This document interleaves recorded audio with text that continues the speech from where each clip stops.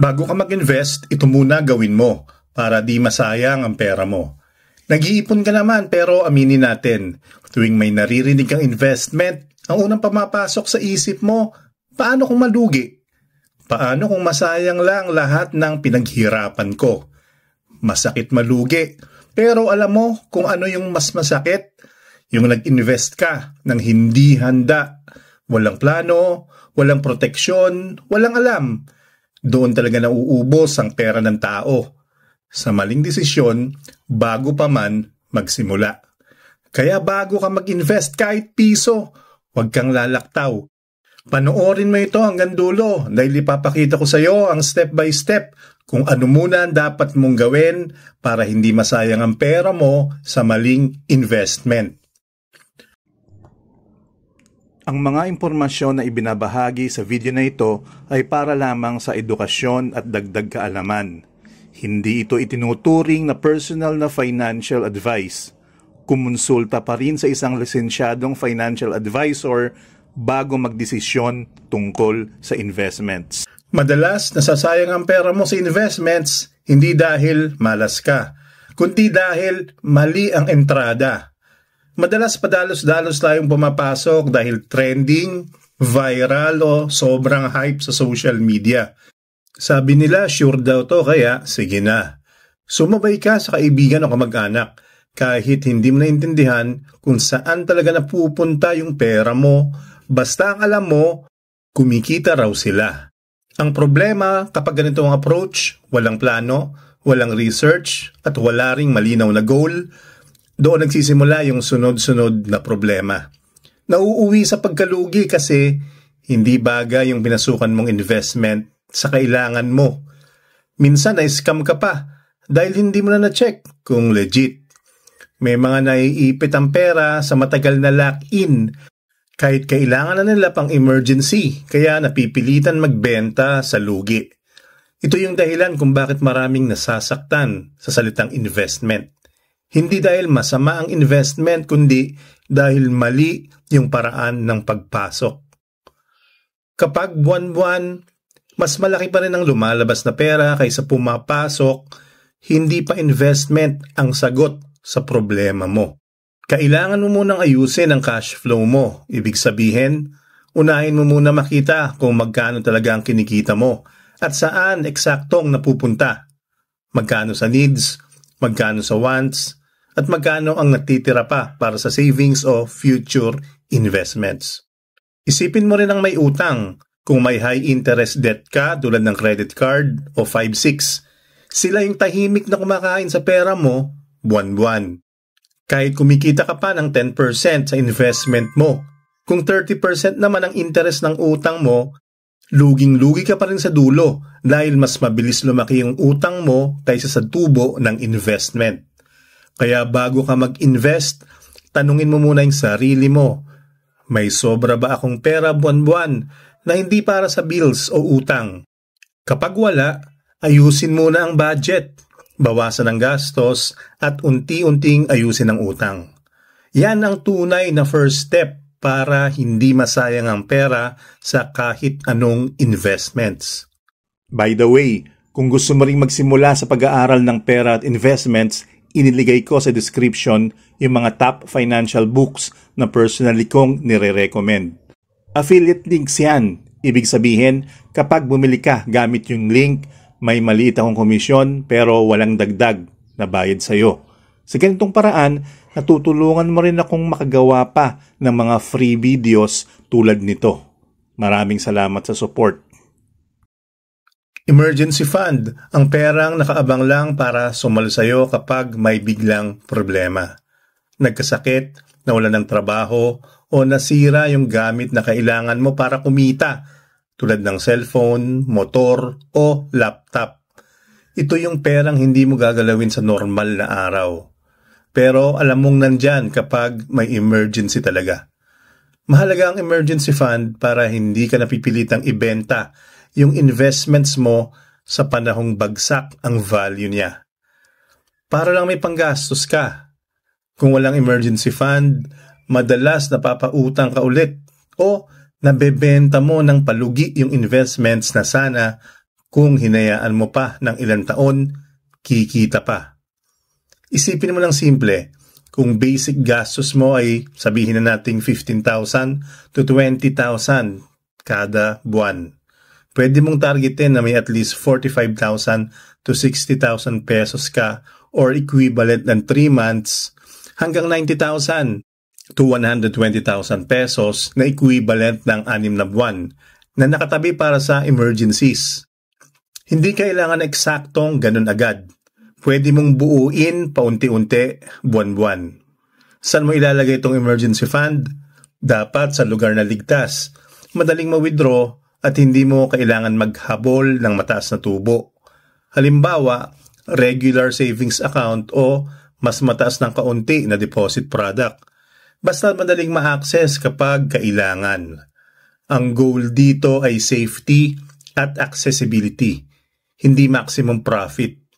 Kapag secured ka na sa emergencies, mas kampante ka na mag-invest kasi alam mo kung may problema man bukas, hindi investment ang unang gagalawin mo.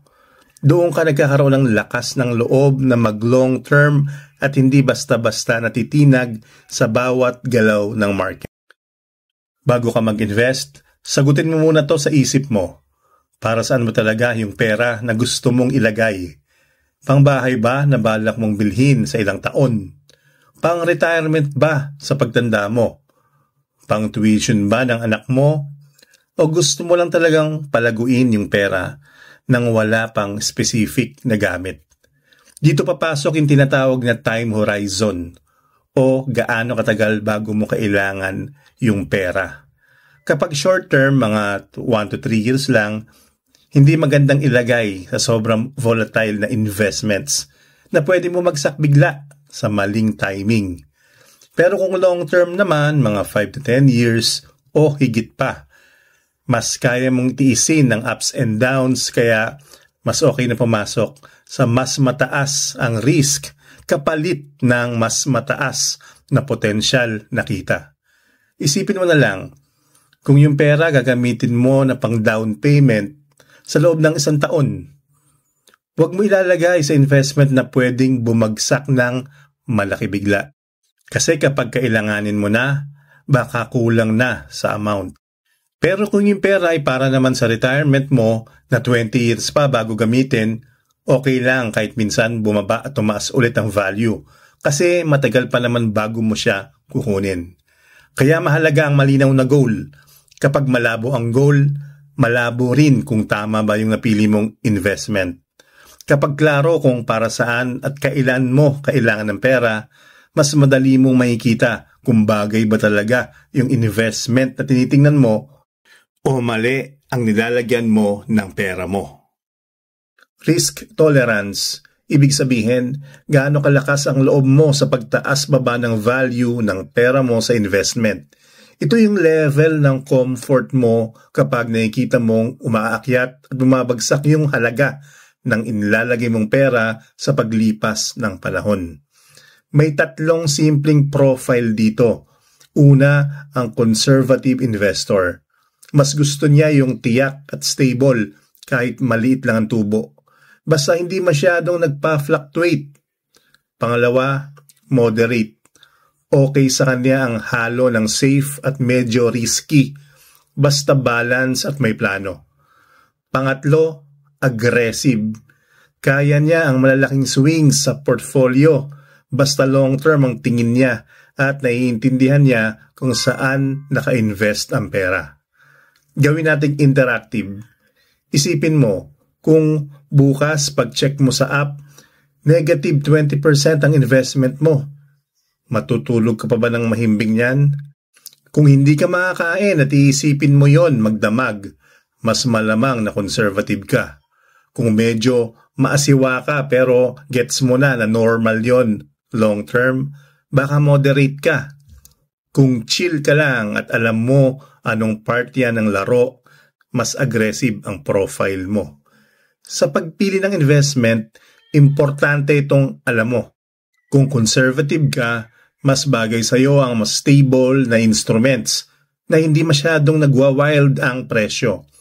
Kung aggressive ka at long-term ang habol mo, mas open ka sa mga investments tulad ng stocks o equity type funds na pwedeng mag-fluctuate ng malaki pero may potensyal sa mas mataas na kita sa mas mahabang panahon. Maraming naloloko sa investments hindi dahil matalino yung scammer, kundi dahil hindi muna nagbantay sa red flags. Karaniwan, pare-pareho ang script. Guaranteed high returns, double your money, no risk, limited slot, magbayad ka na ngayon.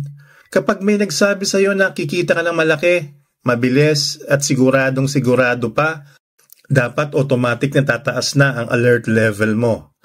Kaya sobrang importante ng habit na mag-check muna bago maglabas ng pera. Tanungin mo, registered ba yan?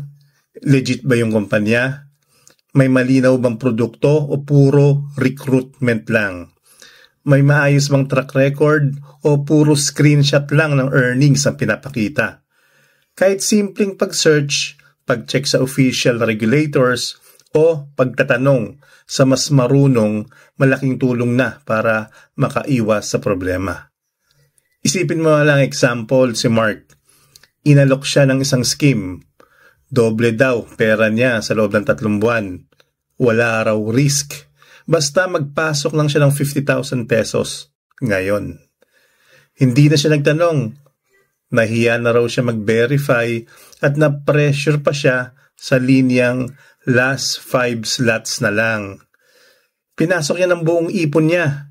Pagkatapos ng ilang buwan, nawala ang page.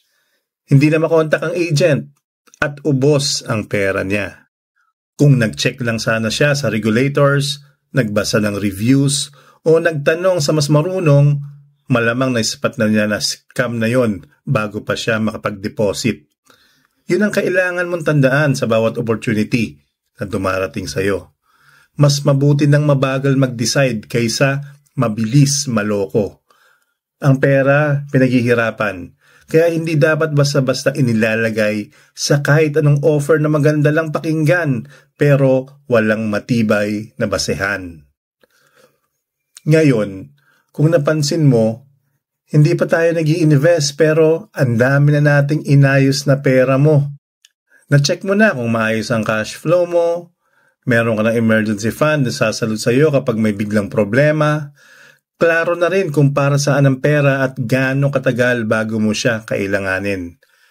Mas kilala mo ng sarili mo kung gaano ka kakomportable sa risk at alam mo rin kung paano mag-check kung legit ba talaga ang isang offer o baka isa lang itong magaling na scam. Pag nasunod mo na lahat na to, doon pa lang talaga nagiging tunay na tool ang investment. Hindi na siya sugal na bahala na si Batman, kundi part na siya ng malinaw na plano para sa future mo. Hindi ka na basta sumusugal sa hype. Ginagamit mo na ang investment para pagtrabahuhin ang pera mo at hindi para lang may maipost na screenshot. Bago ka umalis sa video na to, may konting homework muna para sa pera mo. Pagkatapos mong manood, gawin mo to agad. Isulat mo kung magkano talaga ang gastos mo buwan-buwan. Lahat mula renta, kuryente, pagkain, pamasahe, hanggang maliliit na luho na akala mo wala lang.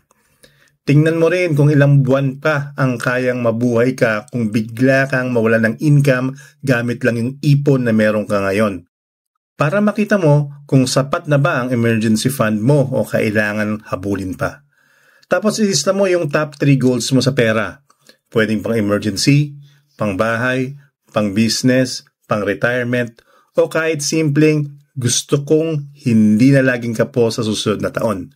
Kapag klaro yan sa papel, mas klaro rin kung saan papasok ang investment sa buhay mo. At kung gusto mo pang hindi talaga masayang ang pera mo sa maling investment, mag-subscribe ka na at i-on mo yung notification bell. Dito, hindi lang tayo basta invest para may maipost lang sa social media. Dito may plano tayo sa bawat pisong pinaghirapan mo.